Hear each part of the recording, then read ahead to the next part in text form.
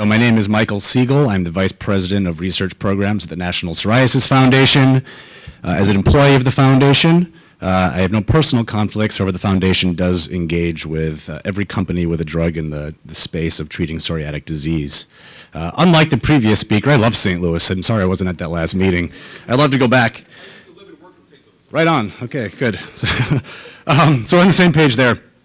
So first and foremost, I'd like to thank ICER for undertaking this extremely complex endeavor for defining the value of treatments in the space of psoriasis, and furthermore for engaging relevant stakeholders, including the National Psoriasis Foundation, in the process from start to finish.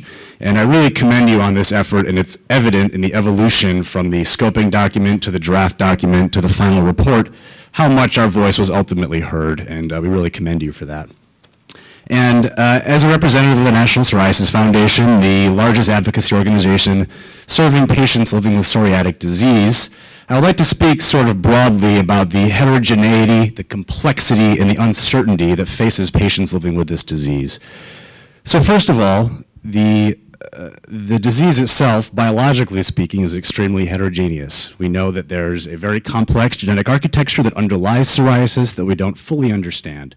On top of that, we know there's a very complex layer of immunology that we've come to realize in recent decades really drives the disease, something that researchers have made profound progress in, something that's really setting the stage for this kind of discussion around the targeted immunomodulators that address these different components.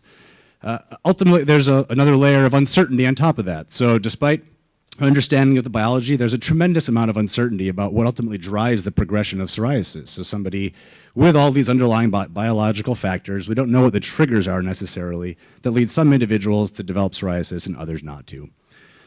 So once somebody has psoriasis, what happens? There's another layer of heterogeneity. People can present psoriasis in many different ways. Plaques present in various degrees of severity, different levels of itch, bleeding, flaking.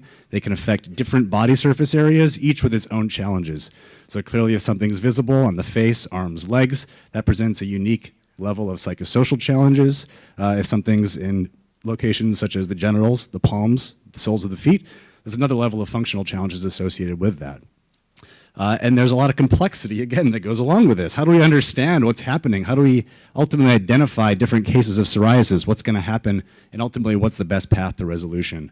Finally, there's a lot of uncertainty for patients living with psoriasis. We know there's a dizzying number of comorbidities that we now have come to understand affecting other systems in the body. We know that psoriasis is a systemic inflammatory disease. Patients live with a lot of uncertainty. Are they going to develop comorbidities related to cardiovascular health, mental health, metabolic health, all these different things which really impact the patient in a deep way. Finally, treatments present another level of heterogeneity, complexity, and what was the third one? Uncertainty. So we don't know. There's a lot of treatments available, and it's really exciting in a way to see the progress that we've made and how many options there are available. There's non-targeted therapies, and there's the targeted therapies that we're developing today, that we're talking about today. But ultimately, how do we know what is going to work for a patient? How does a patient know what is going to work for them?